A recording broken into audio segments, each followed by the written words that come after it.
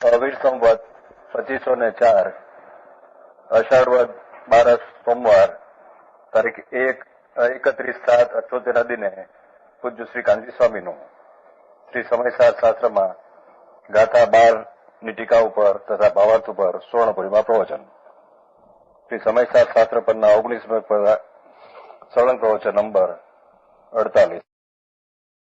નમો લોહે સૌ હરિહંતાણમ નમો લોહે સૌ સિદાનમ નમો લોહે સૌ આયર્યાણમ નમો લોહે સૌ વિજયાણમ નમો લોહે સૌ ત્રિકાળવતી શ્રાવણમ ઓમકારમિંદુ સંયુક્ત નિત્યમ જાયંતિ યોગિન કામદમ મોક્ષદો છે ઓંકારાય નમો નમઃ મંગળમ ભગવાન મંગળમ ગૌતમોની મંગળમ કુંકુંડારી ભુજેન્દ્રમો સુમંગળમ નમઃ સમરિસારાય સ્વાનુભૂત્યા તથા સ્થિતિ સ્વભાવાય ભવાય સર્વા વિભાવ નિયુદ્ધ નિરાકાર. સમયસાર 12મી ગાથા છે.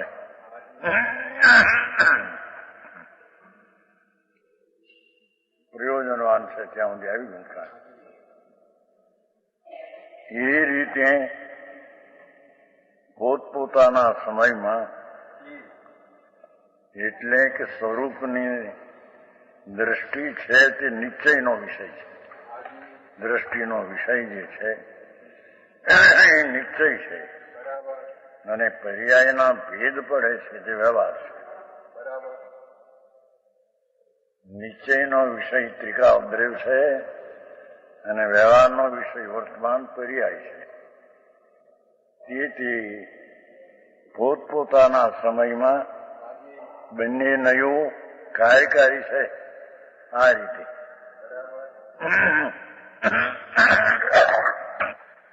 એક નય નિશ્ચય છે એ ત્રિકાળી વિષય કરનાર એ આદરણીય છે અને વર્તમાનમાં પર્યાયનો ભેદ પડે એ જાણવા લાયક છે, વ્યવહાર નહીં. એ રીતે પોતપોતાના સમયમાં બંને નયો કાર્યકારી છે. આ રીતે કાર્યકારી છે કારણ કે તીર્થ અને તીર્થના ફળની એવી જ વ્યવસ્થિતિ છે. એટલે જેનાથી તરાય તે તીર્થ છે. સમ્યક દર્શન જ્ઞાન ચારિત્રનો માર્ગ જે છે એનાથી તરાય છે પર્યાય છે વ્યવહાર, સદભૂત વ્યવહાર. ટીકાકાર જયચંદ પંડિતે અસદ વ્યવહારનું નિમિત્તની કથન કર્યું. અસદ વ્યવહારનું કથન કર્યું વ્યવહાર, પણ ખરેખર તો વ્યવહાર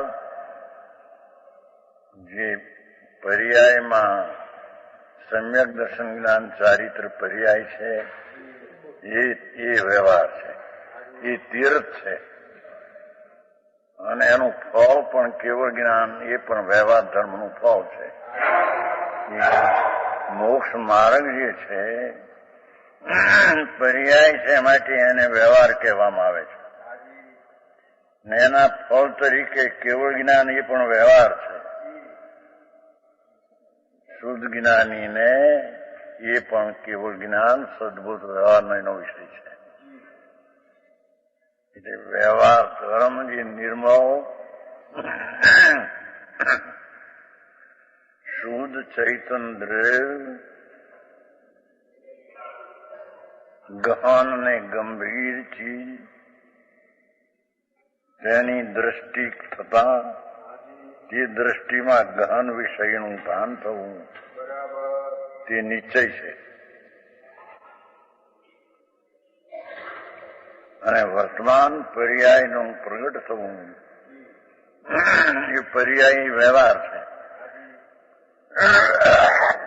જેનાથી તરાય એટલે કે મોક્ષનો માર્ગ પર્યાય છે પણ એનાથી તરાય છે, તરવાનો એ ઉપાય છે. અને વ્યવહાર એ વ્યવહાર ધર્મ છે ને. પર્યાય ધર્મ છે ને એ પર્યાય છે ને એ મોક્ષમાં આવે. જો કે આ તો અસદભૂત વ્યવહાર નહીં દેખી, પણ એ કંઈ તરવાનો ઉપાય નથી. જોડે હોય છે તેનું જ્ઞાન કરાયું છે. હા, વાસ્તવિક તો ભગવાન આત્મા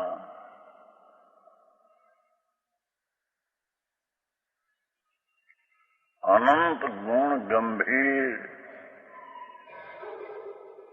જેના ગુણનો પણ સંખ્યાએ અંત નહીં, અને જેની પર્યાય એક ગુણ છે, સંખ્યાએ ગુણનો અંત નહીં, અને એક ગુણ છે તેના સામર્થ્યનો અંત નહીં.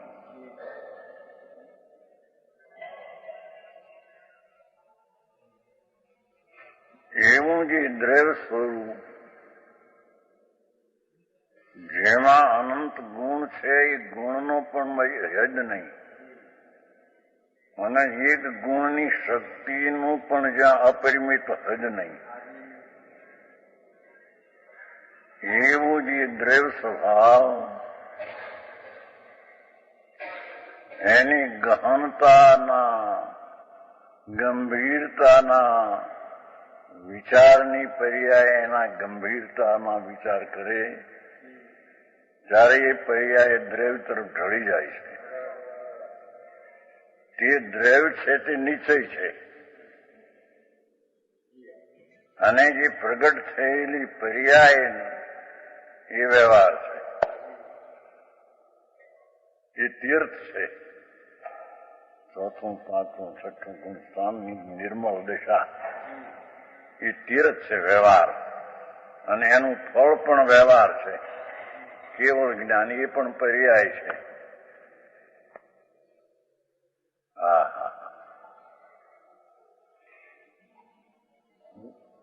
જેનાથી તરાય તે તીર્થ છે.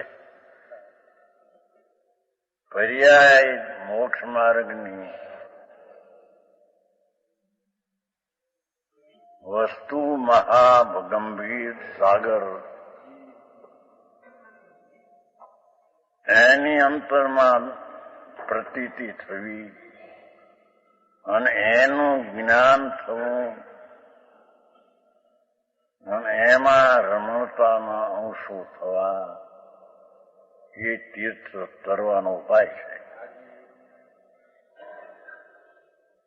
દ્રવ્ય તો નિશ્ચય છે, એમાં આ પર્યાય ને ઉપાયનું ફળ એમાં નથી. સમજાણું કાંઈ? અને પાર્થનું તે વ્યવહારધમનું ફળ છે. એ મોક્ષ માર્ગ જે પર્યાય છે એ ભેદ છે, તેથી તે વ્યવહાર છે. અને તેનું ફળ મોક્ષ એ પણ પર્યાય છે, એનું ફળ વ્યવહાર છે. આવી વાતો છે. ગ્રંથ જયચંદ પંડિત એમાંથી અસદભૂત વરાનો એ તાણે જે નિમિત્ત હોય છે ને એનું જ્ઞાન કરાયું છે. એમાં ત્યાં ગોઠા ઉઠ્યા બધા કે જો આ 5 છઠ્ઠે આમ કરવું, આમ એને વ્રત પાળવા, નિયમ કરવા, બાપુ એ નહીં હોય છે તેનું જ્ઞાન કરાયું. તેથી વ્યવહાર જાણેલો પ્રયોજનવાન છે એમ કીધું. અને તે વ્યવહારને અનેક જુદા જુદા ધર્મ બતાવ્યા કે યાદનભાઈ, બહુ ઝીણી વાત છે બાપુ. ભગવાન આત્મા પૂર્ણ આનંદનો સ્કંદ મહા આશ્ચર્યકારી ગંભીર ગહન સ્વભાવનો સાગર પ્રભુ એને ધ્યેય બનાવીને જે ધ્યેય થયું એ અંદર નિશ્ચય, અને બનાવીને પર્યાય જે થઈ એ મોતીને થઈ એ માટે પર્યાય વ્યવહાર છે ને છે એ ત્રિકાળ તે નિશ્ચયનો વિષય છે. પણ મોતું ને પ્રગટ્યું તરવાનો ઉપાય એ તો વ્યવહાર થયો.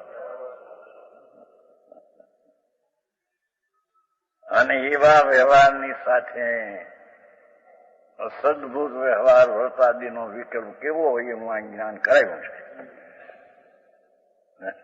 ભાવાર્થમાં સમજાણું કાંઈ? અને એ વ્યવહાર ધર્મનું ફળ છે.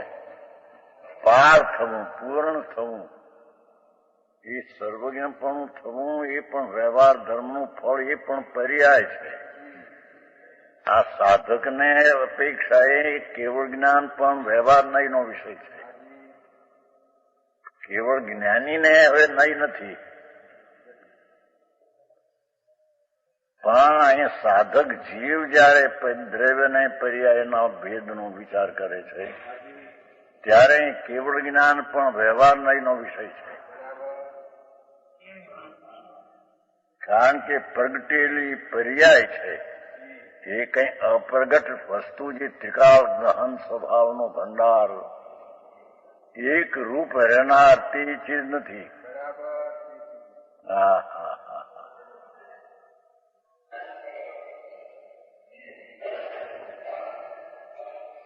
એથી કે છે કે વ્યવહાર તરાય તે તીર્થ તે વ્યવહાર ધર્મ, મોક્ષનો માર્ગ, એનું ફળ કેવળ જ્ઞાન, એ વ્યવહાર ધર્મનું ફળ. અથવા પોતાના સ્વરૂપને પામવું તે તીર્થ ફળ, એ વ્યવહાર ધર્મનું ફળ છે. જેવું એ સ્વરૂપ છે તેવું પર્યાયમાં સર્વજ્ઞપણ આપણે પ્રાપ્ત થવું એ તીર્થ ફળ છે. બીજી જગ્યાએ પણ કહ્યું છે, જય જીર્ણમયમ પ્રવજ્જ તા મા વ્યવહાર નિશ્ચય મુય.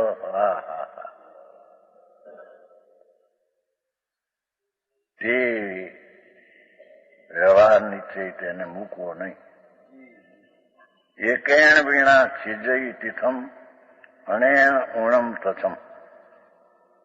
આચાર કહે છે કે ભવજીવો, જો તમે જીનમતને પ્રવર્તાવવા ચાહતા હો, વિતરાગ માર્ગની પ્રવર્તના જે રીતે છે એ રીતે પ્રવર્તાવવા માંગતા હો, તો વ્યવહાર નીચે બંનેને ન છોડો. પર્યાય છે એ નથી એમ ન છોડો, દ્રવ્ય છે એ નથી એમ ન છોડો. પર્યાય નથી એમ કીધું છું 11મીમાં, અસત્યાર્થ કહી હતી. અહીં હવે કહે છે કે પર્યાય નથી એમ ન કરો, પર્યાય છે. અસત્યાર્થ કહી હતી એ તો ગૌણ કરીને નથી એમ કહ્યું હતું. ત્રિકાળી વસ્તુને દ્રષ્ટિ વસ્તુની કરાવવા તે મુખ્ય છે, તે નિશ્ચય છે, અને પર્યાય છે તે ગૌણ કરીને નથી એમ કહ્યું હતું. પણ એ પર્યાય નથી એમ ન માનો.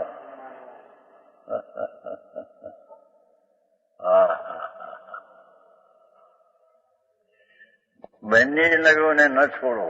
કારણ વ્યવહારના વિના તો તીર્થ વ્યવહાર ધર્મનો નાશ થઈ જશે. સમ્યક દર્શન જ્ઞાન ચારિત્ર જે મોક્ષ માર્ગની પર્યાય છે, જે ભેદરૂપ દશા છે, ત્રિકાળીય ભેદની અપેક્ષા એ મોક્ષનો માર્ગ છે, એ પણ ભેદરૂપ વ્યવહાર ધર્મ છે. હા, સમજાણું કાંઈ? હે એ તો એ કઈ અપેક્ષા એ રાગની તીવ્ર અપેક્ષાએ રાગને જયારે વ્યવહાર કહેવો તો નિર્મળ પર્યાયને નિશ્ચય કહેવો. પણ અહીં જયારે ત્રિકાળને નિશ્ચય કહેવો ત્યારે ભેદને વ્યવહાર કહેવો. આમ છે વસ્તુની સ્થિતિ, તો આમ છે. નિર્મળ પર્યાય એ તે અહીં તો નાખી 12મી ગાથામાં ભિન્ન ભિન્ન પર્યાય નિર્મળ અને રાગ એ અનેક પ્રકાર થયા, એક જાત ન થઈ. એ બેયને જાણેલો પ્રયોજનવાન છે એમ કહ્યું છે. એને બેયને જાણવું એ વ્યવહારનું એનું પ્રયોજન છે.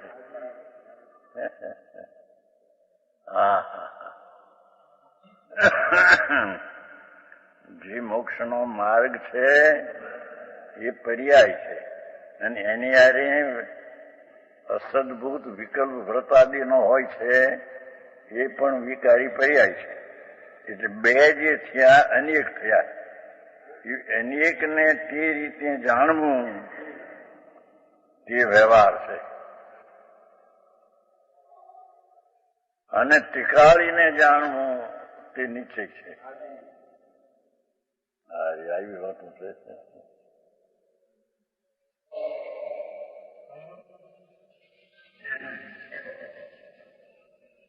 પ્રગટે અને નાશ થાય એ ખરેખર તો વ્યવહાર છે, ઉત્પાદ હોય છે. અને ધ્રુવ જે ટીકાળ છે તે નિશ્ચય છે, જેમાં ઉપજવું નથી, બદલવું નથી, વ્યય થવું નથી. એક રૂપ અનંત ગુણનો રાશિ પ્રભુ.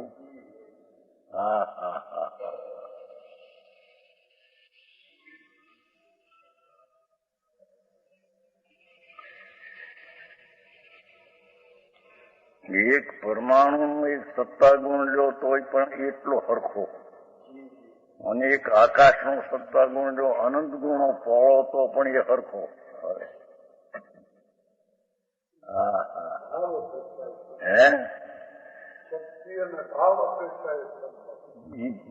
એ રીતે સરખા છે. ક્ષેત્રથી પોળો માટે મોટો છે એમ નહીં, એક જ છે. ક્ષેત્રથી મોટો માટે મોટો એ તો એક વાત જ નહીં અહીંયા. એમ ભગવાન આત્મા અંગુરના અસંખ્ય ભાગમાં અનંત આત્માઓ છે. એક એક આત્માની સત્તા હોવાપણે જે છે એ પૂર્ણ છે. અને એ આત્માની સત્તા કેવો સમુદ્ઘાત કરે ત્યારે પણ સત્તા તો સત્તા છે, એ સત્તા છે. એ સત્તા મોટી થઈ ને આ સત્તા નાની થઈ એમ નથી. ગહન વાત છે ભાઈ. વિતરાગ માર્ગ તો સમજવો બહુ કઠણ છે.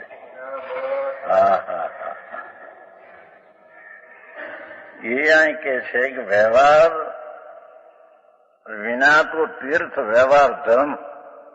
પર્યાય જે છે એ વ્યવહાર છે. પંચાયતમાં તો ચોખ્ખું પર્યાય તે વ્યવહાર ને દ્રવ્ય તે નિશ્ચય એમ ચોખ્ખું લીધું છે. અને અહીંયા પણ 11મી ગાથામાં વ્યવહાર બધો અભૂતાર છે એમ કહીને, બધો અભૂતાર છે કહીને, એની પર્યાયનો ભાવ પણ અભૂતાર છે એમ કહીને નિષેધ કર્યો છે.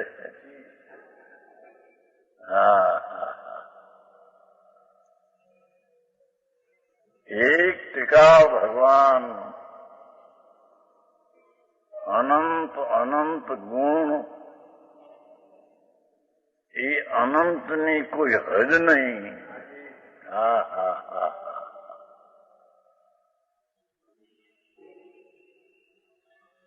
જેમ ક્ષેત્રની કોઈ હદ નહીં કે ક્ષેત્ર ક્યાં થઈ રહ્યું પૂરું, લોકની બહાર અલોક ક્યાં પૂરું થયું. શું છે આ તે વાત?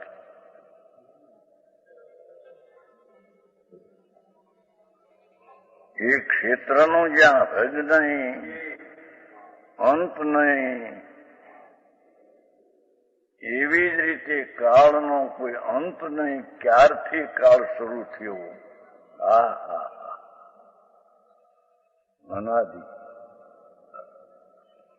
એવી રીતે ભાવની કોઈ સંખ્યાની હદ નહીં. એક આત્માના ગુણોની સંખ્યાની હદ નહીં. હા હા ક્ષેત્રનો પણ જ્યાં માપ હદ ક્યાંય નહીં, કાળની ક્યાંય હદ નહીં, ભૂત ને ભવિષ્ય. હા હા કે અહીંથી શરૂ થયું, અહીંથી પૂરું થયું એવું છે ક્યાંય? એવી એની ગહનતા. એમ જ એક ભગવાન આત્મામાં અનંત જે ગુણો છે એ ગુણોની સંખ્યાની પણ ગંભીરતાનો પાર ન મળે, હદ ન મળે. ભલે ક્ષેત્ર આટલું શરીર પ્રમાણે. હા હા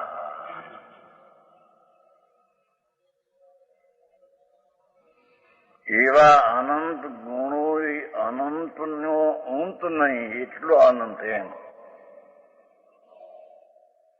અને એવા અનંત ગુણોની અનંતતાની હદ નહીં એટલા, અને એક ગુણની પણ શક્તિની હદ નહીં એવી એક શક્તિ એની. હા હા હા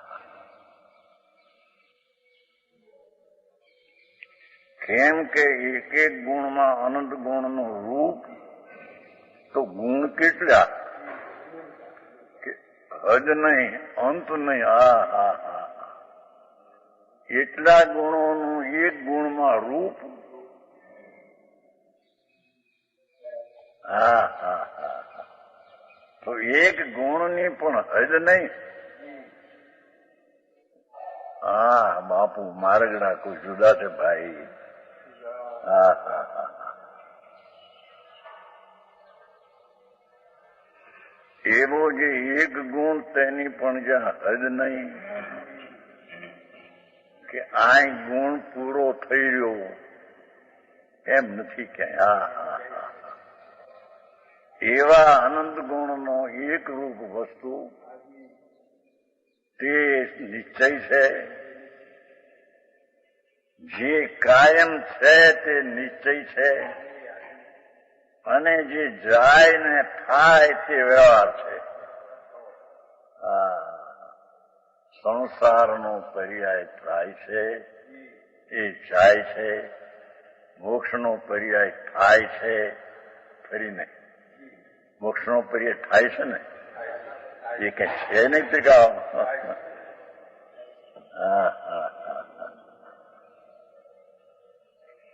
આ તો ગહન વાતો છે પ્રભુ, શું કહીએ. હા હા હા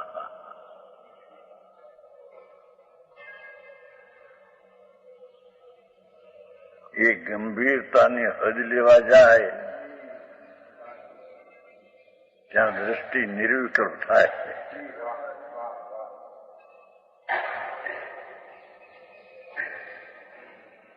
દ્રષ્ટિમાં મર્યાદિત રાગ રહે ત્યાં સુધી તેની બે હદ શક્તિનો સ્વભાવ એને પ્રતીતમાં ન આવે, એના જ્ઞાનમાં ન આવે. કારણ કે રાગ છે તે સીમાવાળો, હદવાળો, મર્યાદિત છે. અને અરાગ જે સમ્યક દર્શન જ્ઞાનની પર્યાય, એ સમ્યક જ્ઞાનની પર્યાય પણ બે હદ છે. કેમ કે એ પોતે બે હદ ગુણ દ્રવ્યને પોતે જાણે ને માને છે. હા હા હા હા હા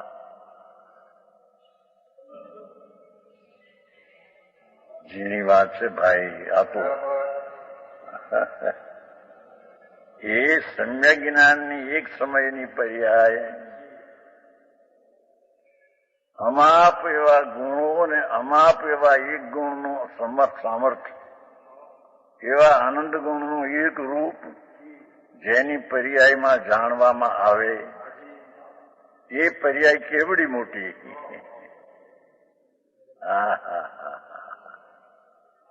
એ પર્યાયના પણ અવિભાગ પ્રતિચ્છેદ કરવા જાય તો અંત નહીં એટલા છે.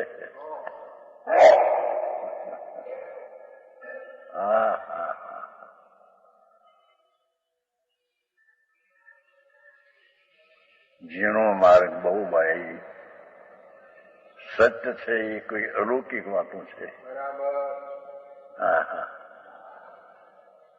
એ ચીજ જે ત્રિકાળી વસ્તુ છે,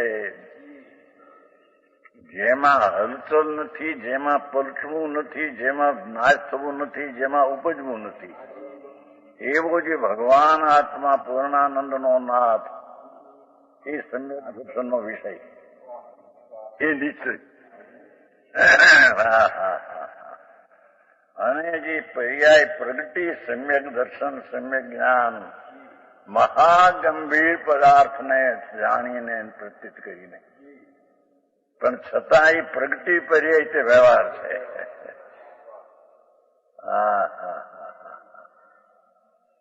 અને એની સાથે વ્રત આદિનો વિકલ્પ રહે, એ અસદબુદ્ધ વ્યવહાર છે.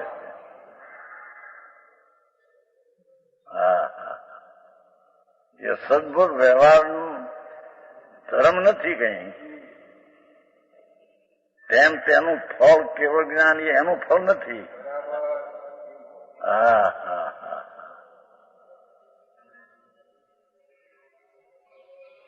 પણ નિર્મળ પર્યાયની સાથે વ્યવહારનો વિકલ્પ કઈ મર્યાદાનો હોય છે એવું જણાવીને એને વ્યવહાર ધર્મ કયો ઉપચારિક જાણું. કાંઈ વાસ્તવિક તો વ્યવહાર ધર્મ એ છે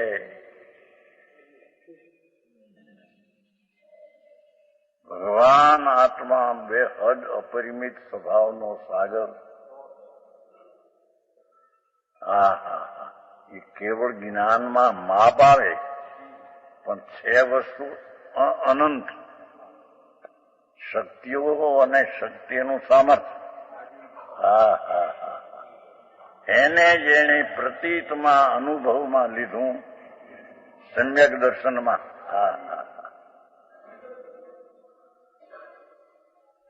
એ પર્યાયને પણ અહીંયા તો વ્યવહાર કહેવામાં આવે છે. અને એ વ્યવહાર ધર્મ તરવાનો ઉપાય છે.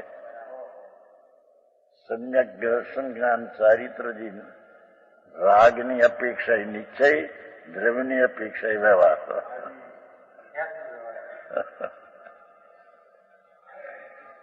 બહુ ઝીણું બાપુ માર્ગ શું કહીએ.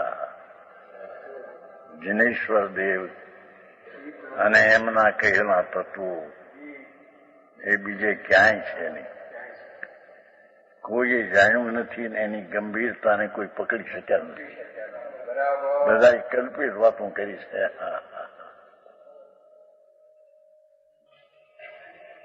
આ તો જિનેશ્વર દેવે કહેલો માર્ગ, જે દ્રવ્યને આશ્રય પ્રગટ થાય માર્ગ, તેને પણ અહીંયા વ્યવહાર કરવાનો ઉપાય ગણી અને વ્યવહાર ધર્મ કહ્યો. તીર્થ વ્યવહાર ધર્મનો નાશ થઈ જશે. પર્યાય નહીં માનો. અસત્યાર કીધીથી 11માં એ નથી પર્યાય માનો તો સમ્યક દર્શન જ્ઞાન ચારિત્ર ચોથા, પાંચમા, છઠ્ઠા ને સાતમા, આઠમાની પર્યાય એનો નાશ થઈ જશે.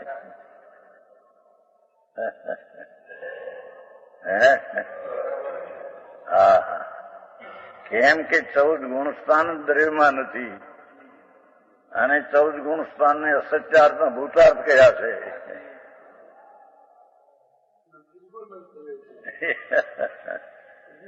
એની અપેક્ષા એ કઈ અપેક્ષા છે બાપુ? એ અસત્યાર્થ કયા છે, પણ જો એ પર્યાય ગુણસ્થાન નથી જ તો તીર્થ નથી. ચોથું, પાંચમું, છઠ્ઠું, સાતમું ગુણસ્થાનની દશા જ નથી.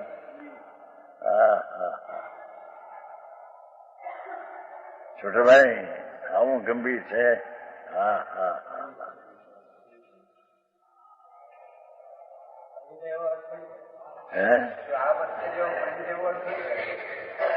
એ તો કરશે ભાવાત્મા એ નાખશે, ભાવાત્મા વ્યવહાર નાખશે. વ્યવહાર ધર્મ એ એમ કે ખરો વ્યવહાર ધર્મ તો એ પર્યાય છે, એ જ વ્યવહાર ધર્મ છે. ટીકાળની અપેક્ષા પરમાર્થ વચનિકામાં કહ્યું છે, પરમાર્થ વચનિકામાં કે મોક્ષ માર્ગ જે નિશ્ચય છે એ જ વ્યવહાર છે. પર્યાય છે ને એ એટલે જે પર્યાય નથી એમ કહ્યું હતું એ ગૌણ કરીને મુખ્ય નિશ્ચયનું લક્ષ કરાવવા એને અસત્યાત કીધી હતી ગૌણ કરીને, પણ એને નથી જ એમ માનો તો ચોથું પાંચમું છઠ્ઠું સાતમું આઠમું ગુણસ્થાન દશા નથી.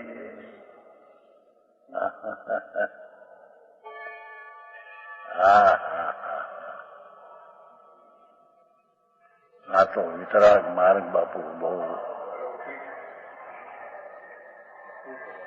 શાદવાદ કઈ અપેક્ષાએ કહ્યું છે એ અપેક્ષા એને જાણવું જોઈએ.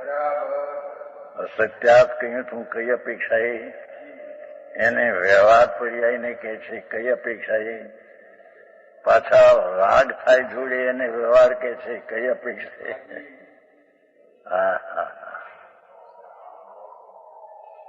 એકલો વ્યવહાર અસત દયા દાન વ્રત ભક્તિ એ તો બંધનનું કારણ છે, એ કઈ મોક્ષનું કારણ નથી.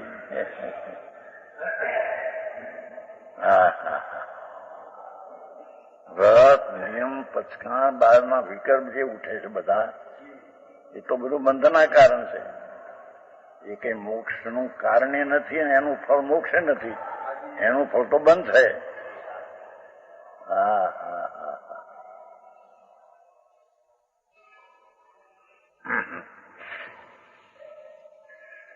તીર્થ વ્યવહાર ધર્મને નહીં માનો તો વ્યવહારનો નાશ થઈ જશે, પર્યાયનો નાશ થઈ જશે.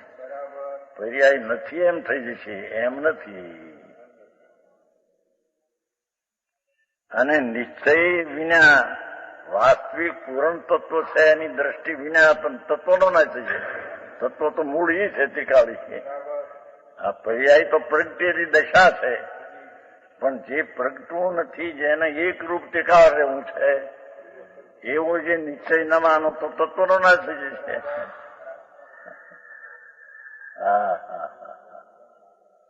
આવું છે પણ બહુ માર્ગનો ફેરફાર થઈ ગયો બહુ ને. ત્રણલોકના નાથ કેવળી પરમાત્મા તો બિરાજે છે ને મહાવીરજીમાં, ત્યાંથી આ વાત આવી છે. કુમકુંદાચાર્ય ત્યાં ગયા હતા, 8 દી રહ્યા હતા અને અહીંયા આવીને આ શાસ્ત્ર બનાવ્યા છે.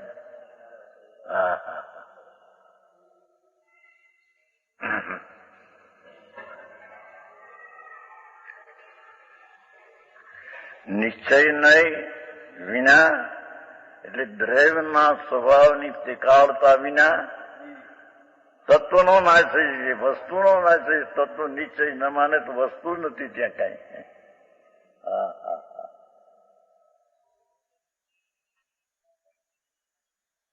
નિશ્ચય પૂર્ણ સત્યને ન માને તો દ્રવ્યનો નાશ થઈ જાય છે, અને વર્તમાન પ્રગટેલી પર્યાયને નથી એમ માને તો મોક્ષનો માર્ગ જે તીર્થ છે તેનો નાશ થઈ જાય છે. સમજાણું કાંઈ?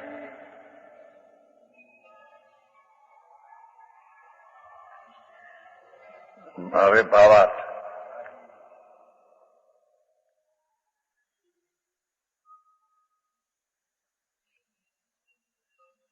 લોકમાં સોનાના 16 વાળ પ્રસિદ્ધ છે. 16 વલું કે છે ને, તમારે શું કે હિન્દી? 16 વલું, પૂર્ણ 16 વલું સોનું. 15 વર્ષ સુધી તેમાં ચોરી આદિ, કણાબુ આદિ, કથિર આદિ પર સંયોગની કાર્યમાં રહે છે. 14 વલું 15 વર્ષ સુધીમાં સોનામાં તાંબાનો કે કથિરનો અંશ ભેગો રહે છે. 16 વલામાં એ અંશ રહેતો નથી. 16 વલું ચોખ્ખું સોનું થઈ જાય છે. તેથી અશુદ્ધ કહેવાય છે. સોનામાં 13 વલું અને 14 વલું પણ એ અશુદ્ધ કહેવાય છે, પૂર્ણ 16 વલું નથી માટે. અને તાપ દેતા છેલ્લા તાપથી ઉતરે, અગ્નિના આંચ દેતા સોનાને છેલ્લા તાપ દઈને 16 વલું પૂરું થાય. ત્યારે 16 વનું શુદ્ધ સુવર્ણ કહેવાય. આ તો તમારા હોનાની વાતો છે, ઘરની. જે જીવોને હવે તો દ્રષ્ટાંત થયો.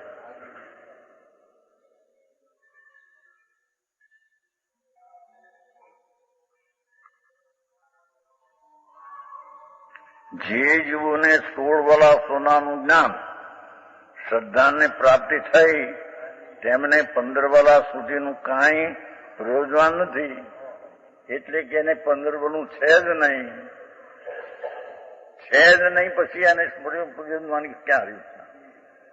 16 વલું થયું એને 14 વલું 15 વલું છે જ નહીં, એટલે એનો પ્રયોજન કઈ નથી.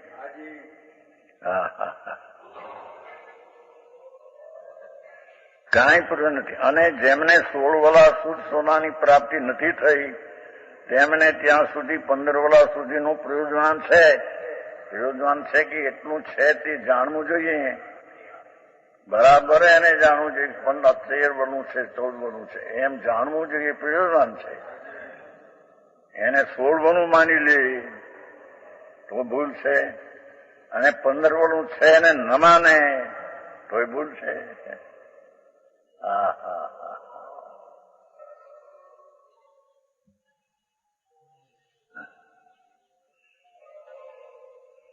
એવી રીતે આ તો દ્રષ્ટાંત થયો.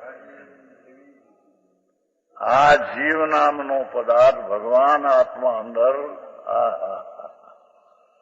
જીવ નામનો પદાર્થ, જીવ એ પદ છે, શબ્દ. જીવ પદ, 2 અક્ષર થયા પદ. એનો અર્થ એ જીવ વસ્તુ છે. જેમ સાકર શબ્દ છે એ પદ છે, અને સાકર વસ્તુ છે તેનો અર્થ એટલે પદાર્થ છે. એમ જીવ શબ્દ છે એ પદ છે, અને જે વસ્તુ છે અર્થ એ વસ્તુ છે, એ પદાર્થ છે.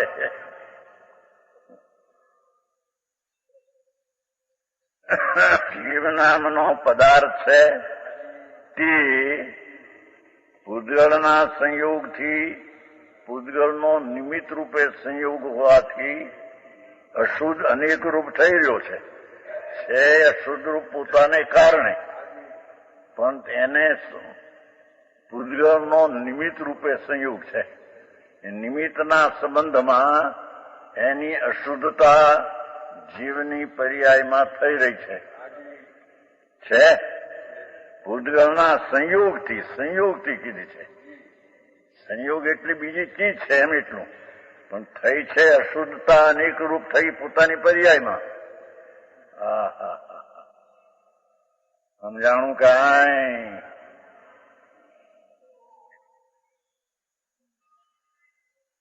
જીવ નામનો પદાર્થ છે કે પૂતગળના સંયોગથી, સંબંધથી અશુદ્ધ અનેક રૂપ થઈ રહ્યો છે. એ સંબંધ પોતે કર્યો છે માટે અશુદ્ધ થયો છે. સમજાણું કાંઈ? તેના સર્વપદ દ્રવ્યોથી ભિન્ન, તેને સર્વપદ દ્રવ્યોથી ભિન્ન એ જ્ઞાયકપણા માત્રનું જ્ઞાન.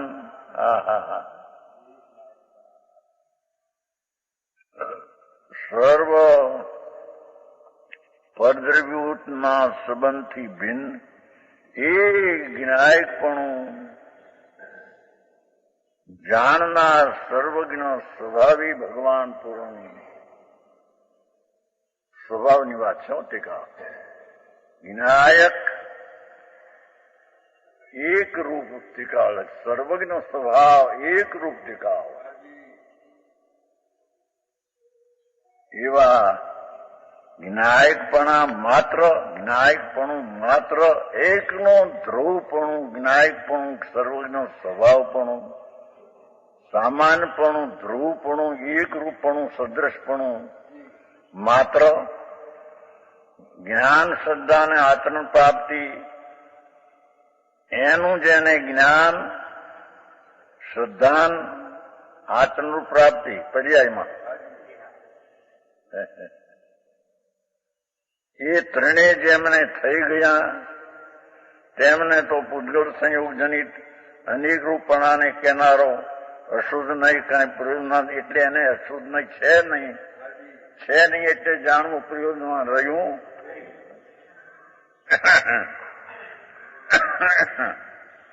16 વલું થયું એને 15 વલું રહ્યું નહીં એટલે પ્રયોજન રહ્યું નહીં.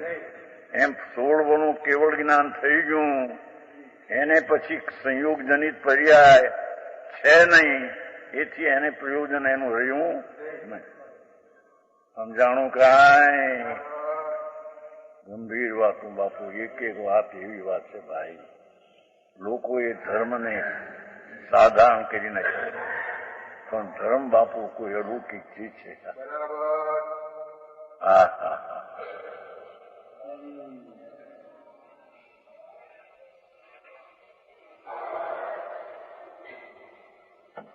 કીધું સર્વ પદ્રગોથી ભિન્ન, સંયોગના સંબંધથી ભિન્ન એ જ્ઞાયકપણા માત્રનો એકલો ભગવાન જાણનાર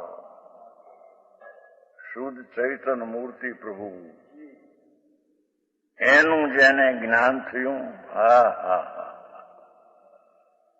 એનું જેને સમ્યક દર્શન થયું, શ્રદ્ધા પ્રતિ થઈ અને એમાં ઠરવાનું આચરણ રૂપ પ્રાપ્તિ થઈ.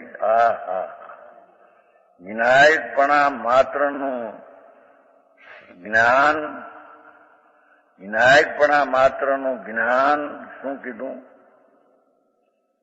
જ્ઞાયકપણાનું ત્રિકાળનું જ્ઞાન, ત્રિકાળની શ્રદ્ધા અને ત્રિકાળમાં આચરણ ઠરવું.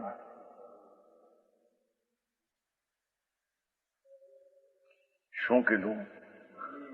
સર્વ પરદ્રવ્યોથી ભિન્ન એ જ્ઞાયકપણું, ત્રિકાળ જ્ઞાયક એકરૂપ સ્વભાવ, એની શ્રદ્ધા જ્ઞાન ને આચરણ એવા જ્ઞાયક ભાવની પૂર્ણતાનું જ્ઞાન પ્રતીત અને આચરણ પ્રાપ્તિ જે ત્રણે જેમને થઈ ગયા તેમને તો પૂતગળ સંયોગ જનિત અનેક રૂપણાને કહેનારો અશુદ્ધ નહીં, કાંઈ પ્રયોજનાય નહીં, અશુદ્ધ નહીં છે જ નહીં. પ્રયોજના નથી એટલે કે એને છે નહીં અને નીચલે છે માટે જાણેલો પ્રયોજનવાન છે. સમજાણું કાંઈ? આવી વાતે વાતે ઝીણવટ અને નવરાશ મળે ની ફુરસદ મળે ની માણસને.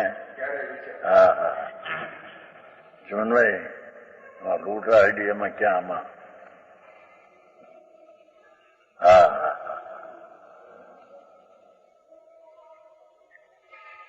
સ્ટીલનું મોટું કારખાનું હોય ત્યાં રોકાય કે આ કારખાને રોકાય જ કરવું.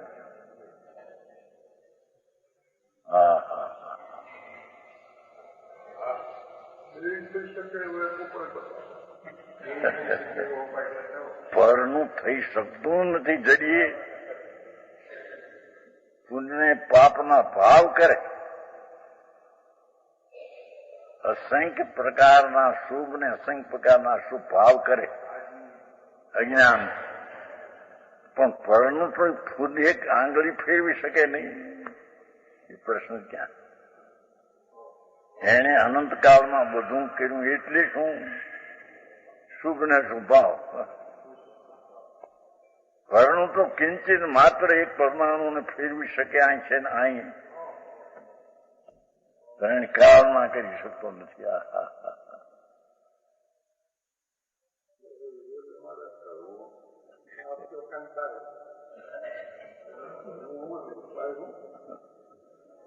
એ કરી શકતો નથી. એ કોણ છે અને એમાં ભાવ શું થાય છે એ એને પેલું નક્કી કરવું જોઈએ. કરી શકતો નથી છતાં ભાવ થાય છે કરવાના, અને એ ભાવ થાય છે ક્ષણિક છે કે ઉપાધિ છે કે મેલ છે એવું એને જાણવું જોઈએ. અને એ વિનાની ત્રિકાળી ચીજ જે છે આ તો ક્ષણિક ઉત્પન્ન થાય છે. એ કરી શકે છે અજ્ઞાન ભાવે. શુભ ને અશુભ ભાવ અજ્ઞાન ભાવે કરી શકે છે. અજ્ઞાન ભાવે પરનું તો કરી શકતો નથી. આ વકીલો જવાબ આ બોલે ને આ કાયદાનું આ છે એ ભાષા આત્મા કરી શકતો નથી 3 કાળમાં. જયસુભાઈ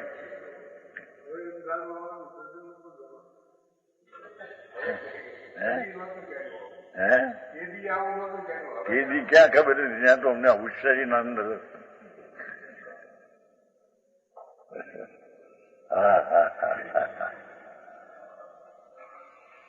પરનું તો એક રજકણને પણ એક પ્રદેશથી બીજે પ્રદેશ આમ લઈ ખસો કરી શકે નહીં આત્મા. એ તો અજ્ઞાની બધા મત જ કે છે ને. એ તો વાત થઈ ગઈ. ત્યાં રામ વિજયના ગુરુ હતા એની હારે ચર્ચા થઈ હતી. સુમનભાઈ ને એમના દીકરા અને જજ આપણા કનુભાઈ અમદાવાદમાં જજ છે ને અહીંના હીરાભાઈના દીકરા જે મકાનમાં મેં હતા 3.5 વર્ષ જજ છે કનુભાઈ. એ 2 જણ ગયેલા તે કે આત્મા પરનું કરી શકે ને આ કે નહીં પરમાણુનું ન કરી શકે શરીરનું કરી શકે. આવા નવા શું થાય ભાઈ? શું કરવું? એટલે પરદ્રવ્યનું કરવું એટલે પરદ્રવ્ય પોતાની પર્યાય વિનાનું છે કે તેનું કરવું થાય? જે સમય તું કહે છો કે આનું કરવું તો એ દ્રવ્યના કાર્ય પર્યાય કાર્ય વિનાનું એ દ્રવ્ય છે કે તેનું તું કર? લોજિક ન્યાયથી પકડવું પડશે કે નહીં ને? દૂરનું કરે નહીં અભિમાન કરે. લોકોમાં એમ કે છે કે 1 ગાયનો ગોવાળ એમ 5 ગાયનો ગોવાળ. 1 ગાયને ચરવા લઈ જાય બહાર ભેગી 5 ને લઈ જાય તો વાંધો હું? એમ એકનું ઘરનું કરે તો બીજાનું કરે પણ એકેનું કરી શકતો નથી. અહીં તો કે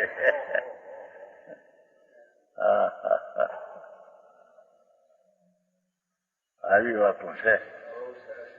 અજ્ઞાનપણે કરે તો એ પુણ્ય ને પાપના ભાવો કરે. શુભ શુભ ભાવ કરે. આ કે છે કે જેને દર્શન જ્ઞાન ચારિત્ર પૂર્ણ પ્રાપ્ત થયા એને અશુદ્ધ હોતું નથી. એ વિકાર ભાવ હોતો નથી તો અશુદ્ધ નહીં થયા તેને પ્રસંગ અશુદ્ધ નહીં કાંઈ જરૂરનું નથી. એટલે છે જ નહીં અશુદ્ધ. એમ આનો અર્થ જ છે કે જેને અશુદ્ધ નહીં નથી એને જાણવું ક્યાં રહ્યું? પણ જેને હજી રાગનો ભાગ છે અને શુદ્ધતા પણ અંશ પ્રગટ્યો છે એને જાણવાનું રહી જાય છે કે હજી હું અપૂર્ણ છું, પૂર્ણ મારી દશા છે નહીં. એમ એને જાણેલો પ્રજ્ઞાન છે. હા.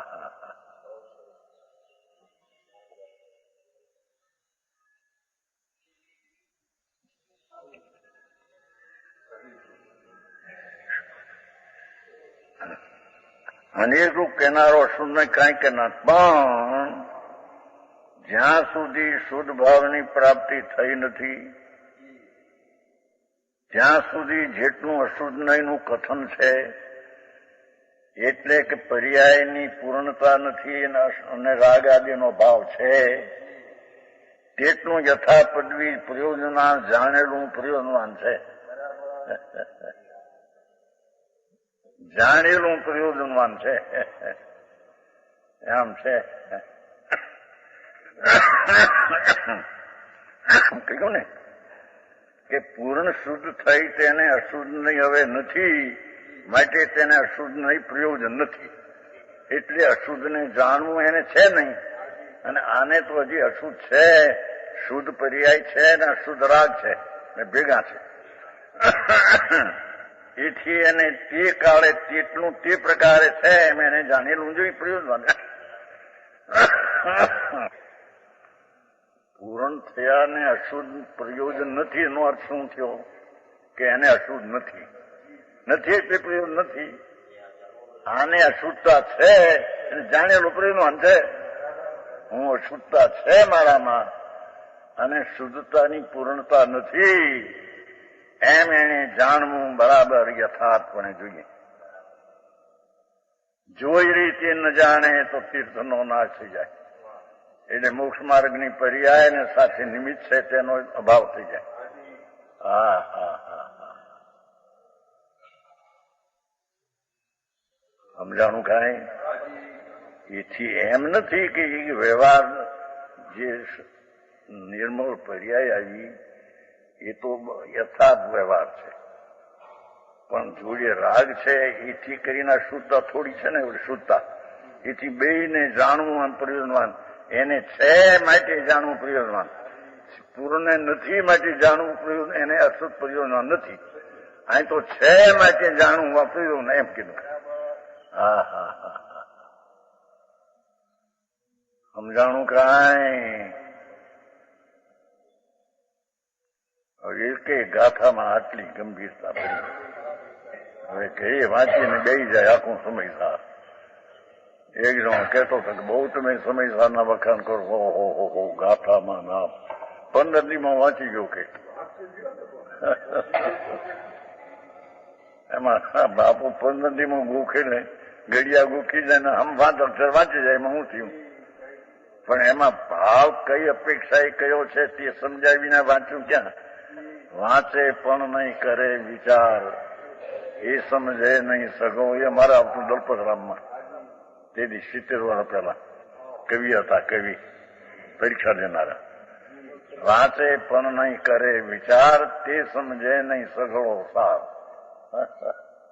વાંચ્યા કરે પણ સમજે નહીં કે શું છે ને કે. હા હા હા,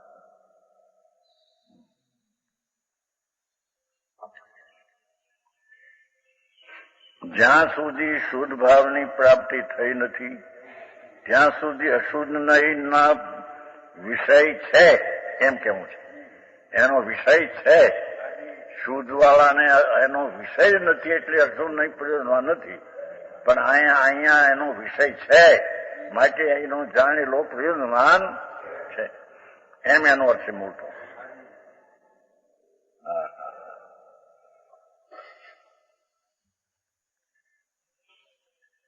કેટલું યથા પદવી પ્રયોજનવાળું છે. જ્યાં સુધી યથાર્થ જ્ઞાન શ્રદ્ધાની પ્રાપ્તિ રૂપ, હવે તો સમ્યક દર્શનની પ્રાપ્તિ ન થઈ એની વાત કરે છે. ઓલી તો પૂર્ણ પ્રાપ્તિ થઈ નથી અને અપૂર્ણપણે શુદ્ધ પર્યાય પૂર્ણ ઓછી અને રાગ છે, એટલે છે એને જાણવું બરાબર છે.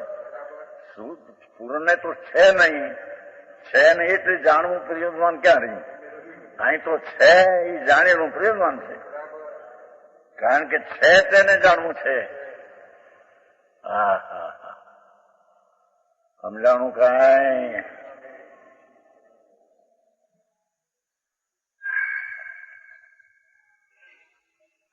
જ્યાં સુધી યથા, હવે અહીં એટલું લીધું, એ અહીં ગાથામાં કઈ નથી, પણ એને નાખ્યું. ગાથામાં તો ફક્ત નિશ્ચયની દ્રષ્ટિ જેને થઈ છે એને પર્યાયમાં પૂર્ણતા થઈ જાય તો એને વ્યવહાર હોતો નથી, પણ અપૂર્ણ રહે તો એને વ્યવહાર છે એવું એને જાણવું બરાબર જોઈએ. કારણ કે અપૂર્ણ શુદ્ધ છે અને અશુદ્ધતાનો સાથે છે, તો એને જેમ છે તેમ એને જાણવું જોઈએ. બસ એટલું સિદ્ધ કરવું છે. કોડવેલજી, હા હા, આવું છે ભાઈ. વાદ વિવાદ પાર પડ્યું નથી પડ્યું, શું કરે? હા,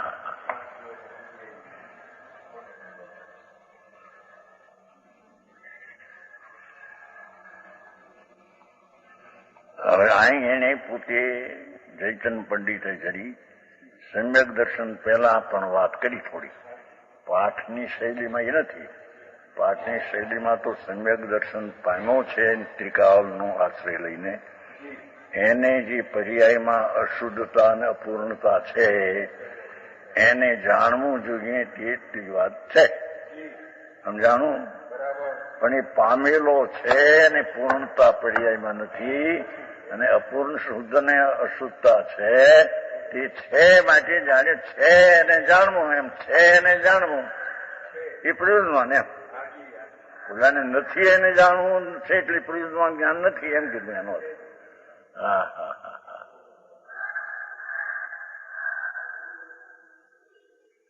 એક કલાકમાં કેટલી વાતો આવે.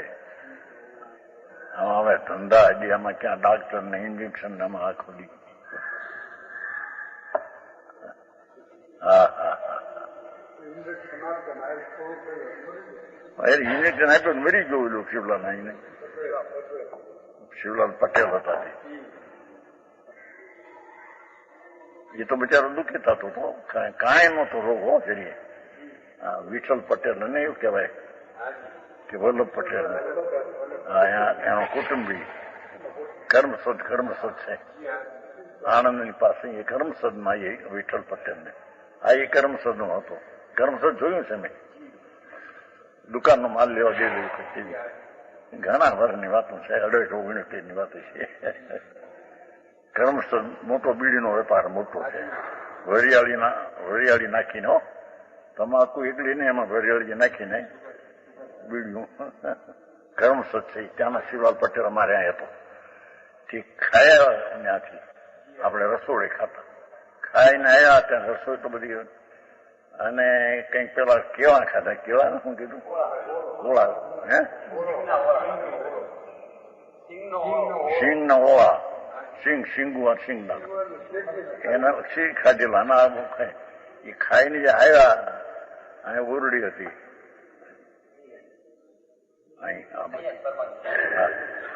ત્યાં બેઠા હતા.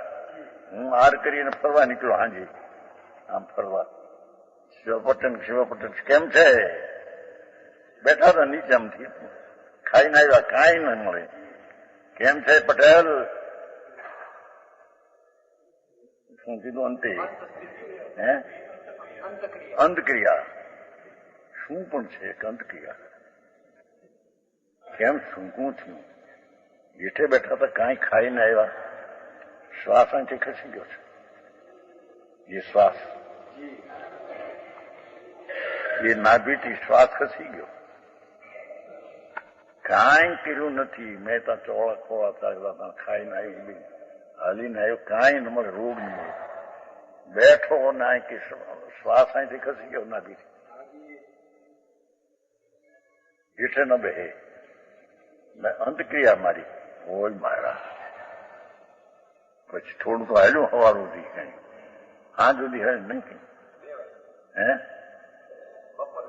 હા. પછી ભાઈ ગયા ધર્મચંદ. થોડું દુઃખી થાય ને ઇન્જેક્શન આપ્યું.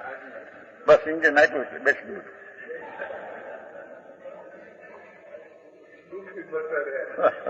બે છૂટી ગયા.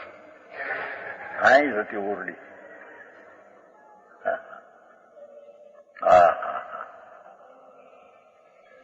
જેને સ્થિતિએ જે પરે દેહ છૂટવાનો સમય છે એને કોણ ફેરવે? બેઠા બેઠા શ્વાસ આમ ઉડે આમ થઈ જાય. થઈ જાવ. કીધું ને ઓલો મલકાપુર વાળો એક જુવાન છોકરો છે. શું નામ? મલકાપુર વાળો. ભણેલો મોક્ષ માર્ગ પ્રકાશ. જેને આખો મોક્ષ માર્ગ પ્રકાશ કંઠો છે અને પહેલે જ રસ છે. હે સ્વરૂપચંદ મોટો વેપારી છે કાપડનો. 10,000 રૂપિયાનું કાપડનું દુકાનનો વેપારી છે. પણ એને આ રસ બહુ. મોક્ષ માર્ગ પ્રકાશ કુંવારો હતો ત્યાંથી પ્રશ્ન બહુ કરતો. હવે તો પરિણ્યો અને દુકાન મોટી છે. એ કહેતો હતો મહારાજ હું એક બેઠો હતો ને મારો મિત્ર બેઠો જોડી 25 કે 26 વર્ષનો. બે હારે કાંઈ રોગની વાતો કરતા હતા. આમ એમ જોયું ફૂક એમ કે ફૂક કરી આમ જોયું તો દે મરી ગયો. કાંઈ રોગ નહીં, કાંઈ શ્વાસ નહીં. વાત કરતા હતા ખૂબ આમ થયું બે છૂટી ગયા. એ કહેતો સ્વરૂપચંદ કહેતો હતો. બહુ હુશાર માણસ છે. મલકાપુરમાં છે કોઈ? મલકાપુર નથી. હે નથી. છે છોકરો છે. કાપડનો વેપાર મોટો. 10,000 કાપડ રાખ્યા. હા એ તો દેહની સ્થિતિ બાપુ જે સમય છૂટશે ને એમાં કાંઈ એનું કાંઈ કામ નહીં હોય, ખબર નહીં પડે કે આ છૂટ્યું નહીં, આ ફાટ ખબર. આ કે છે કે અશુદ્ધતા જ્યાં સુધી છે ત્યાં સુધી છે તેને જાણવું, શુદ્ધતામાં અશુદ્ધતા નથી એટલે જાણવું પ્રયોજન ન કીધું, અહીં છે ત્યાં સુધી જાણવું પ્રયોજન કીધું. આદરવું એમાં કઈ વાત નથી વિશેષ કે છે.